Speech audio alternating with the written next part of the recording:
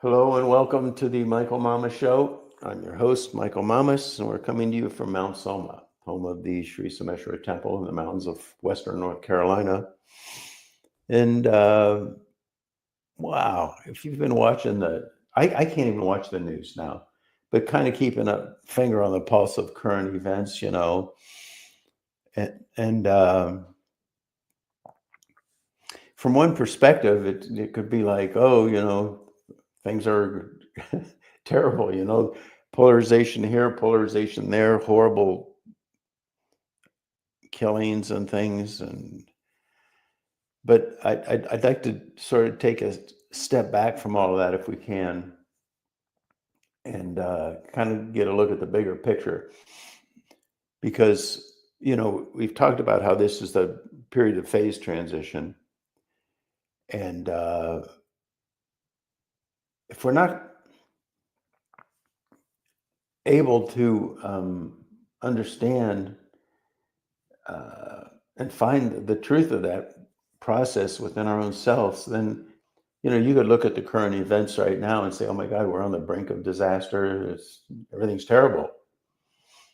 Um,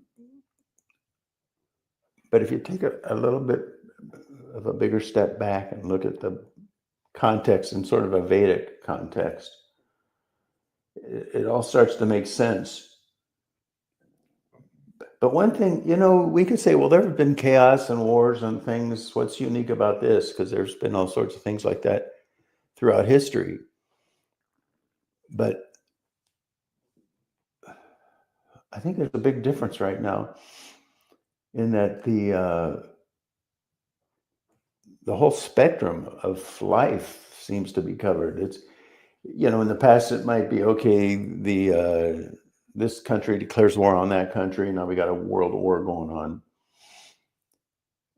But now it's like all these little things that aren't really little things, but they're huge, uh, uh, in all different areas. Like, can men, do a sex change and then participate in women's sports? That's one. And the whole thing with like Antifa versus the establishment, so to speak. And we could go through a whole list. I mean, there's so many different things. It's not just one thing.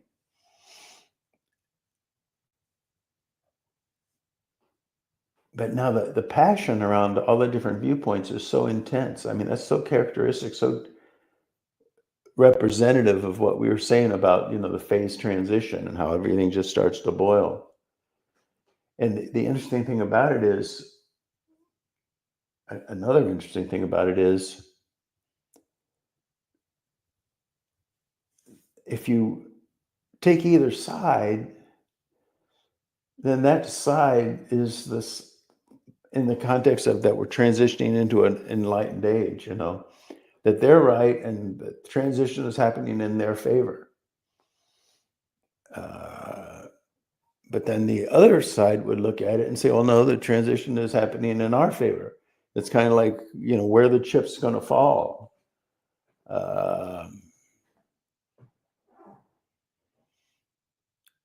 And because the whole thing is so passionate and so intense, if you really take a stand,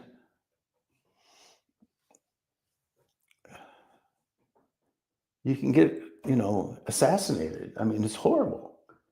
Whatever side you take, whichever viewpoint you have, there's the opposite viewpoint that is equally intense. And so really what I'm about, what Mount Soma is about, what Vedic knowledge is really about is, well, like in Chinese medicine, they say they don't really try to stamp out disease. They just feed health. If you feed health, then whatever the disease is will just get eradicated. And what will remain is health. And that's really what Mount Soma is all about. Now, there here's the thing. There are all kinds of different movements. Oh, we're going to bring about world peace, and we're going to do it by, you know, all sorts of different approaches.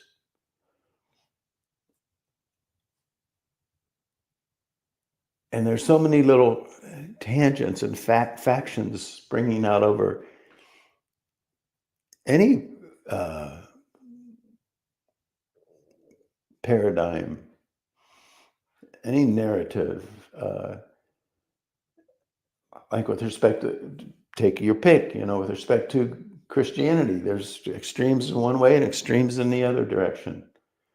With respect to the Vedic Hindu, there are a lot of tangents, and some of them are just nuts, And so anywhere you go, you can see that. And what can happen then is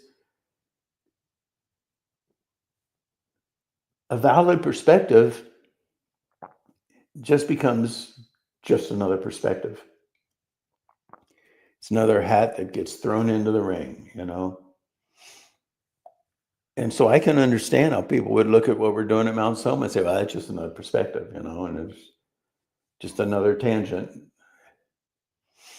But I think one of the things that really lends tremendous credibility to what we're doing here is that we're going from a Vedic approach, and the real scholars, the people with the real scholars with the big picture and a deeper understanding of what is foundational, fundamental to the nature of life and existence are the Vedic pundits.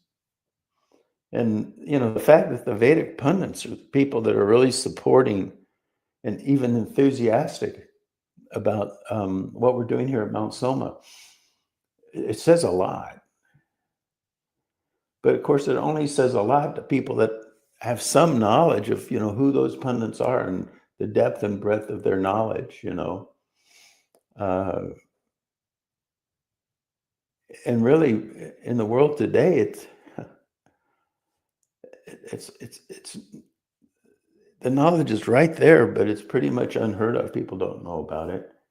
And you talk about Sanskrit texts, and it's kind of like, oh, that's just some kind of weird thing, So I think what also lends credibility to it is that if you look at a lot of the greatest minds in history, in science, and then you get to Heisenberg and Schrodinger and Einstein and all those guys, they were all into Vedic literature. They were all into Sanskrit. They saw that there was a deeper knowledge there, And so that gets to be a really powerful basis when those are the people that are in adamant support of Mount Soma and what we're doing here.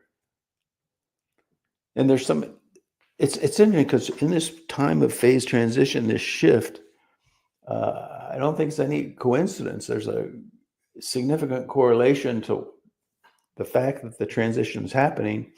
And now that, Mount Soma is definitely, we could say, going through a transition itself in a very physical way. We have a lot of construction going on. For one, we've had to build 2 more parking areas just because more and more people are coming. And we're doing it's going to be beautiful, really. If you've ever been to Kanyakumari, that's a Mother Divine temple at the very, very, very southern tip of India, South India. And it has an incredible feel to it. And the things they're doing to the we're going to be doing with the outside around our temple, the Sri Someshwara temple, sort of reminds me of that. It's going to kind of take on sort of that vibe. I'm excited about it. Oh, and also we, with the hurricane, there was the path going from the temple up to Hanuman Park, and it got washed out.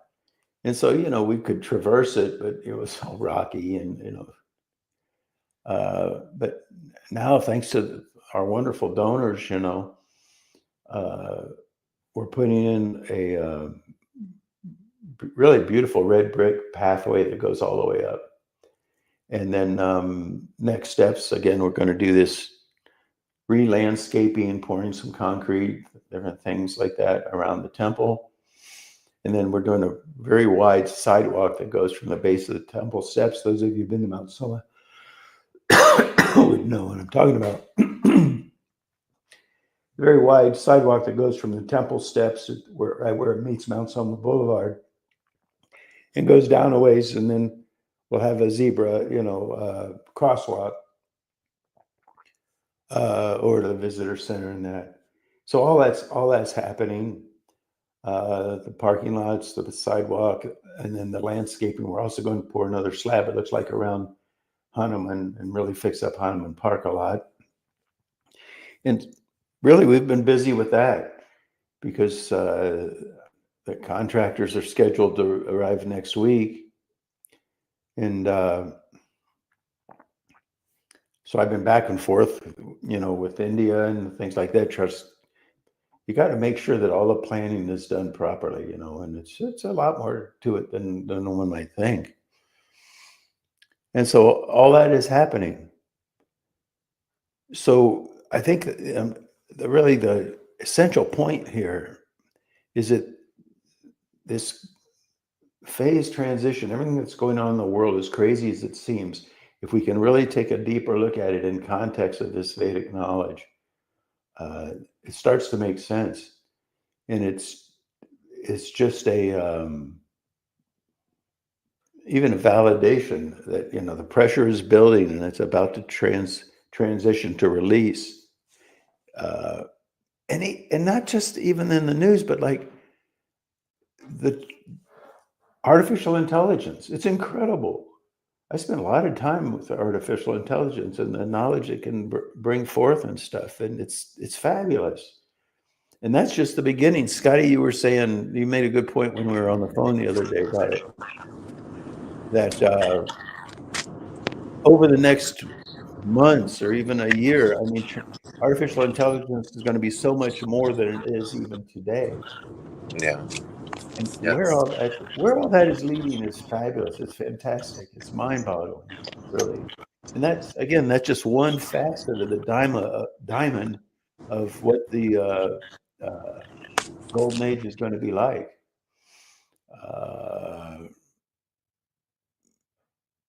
And again, politically, economically, all these different things, it's a little bit of a sticky wicket there, because whatever stance you take, you're going to have the opposite stance. And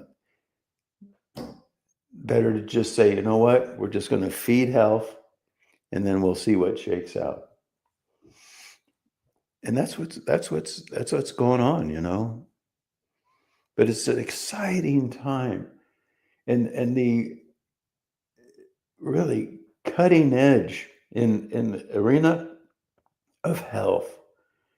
Take care of your health. And I spend a good amount of time researching with artificial intelligence and online. You can find now these brilliant scientists right at the cutting edge of cellular biology and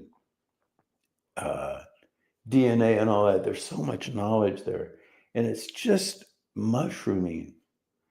And you can't even, generally speaking, you can't even go to your MD because what they learned in med school, and now even if they just graduated, even it's already dated, and that's not across the board. MDs are great, and we learn a lot from them, and they help society a lot.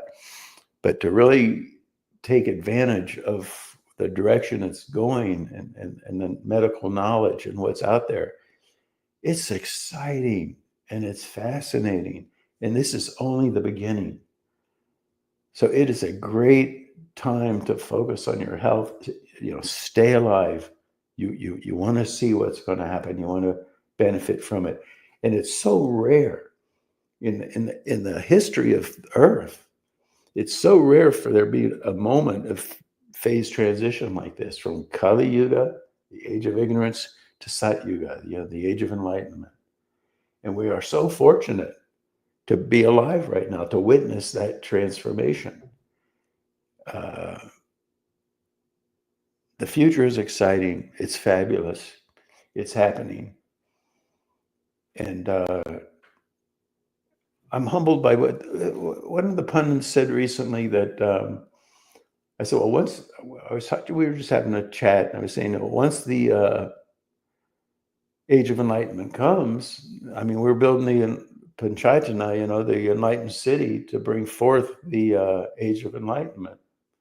And it's very detailed, and it's cognitions from Mamuni Mayan directly that are really obscure and lost. It just I happened to find, by the grace of God, really, the Vedic architect that actually has the cognitions on the palm leaves, and so we're getting it, because it's one thing that, oh yeah, we're going to build something like that. It's nothing to really have the detailed knowledge of how to actually go about building this unified field generator, if you will, that's going to transform an entire continent.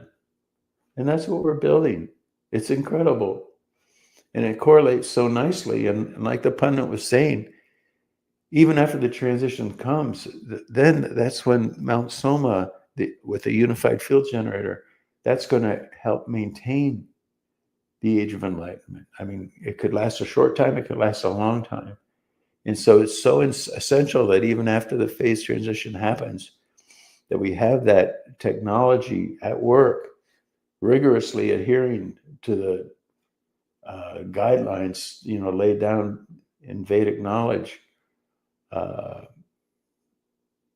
just so we can keep the integration of the surface of life with the depth of the infinite harmony inherent in its foundational nature, lively, all levels, all beings, all people.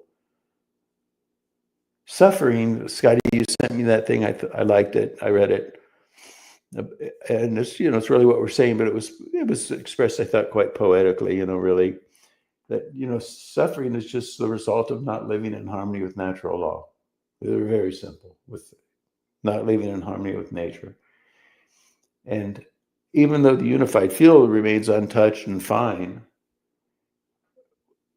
we get so lost in the surface that we lose touch with the depth. And so that's really the key to the elimination of suffering and life in harmony with natural law, infinite health, prosperity, bliss, life lived the way we all want it to be lived, you see?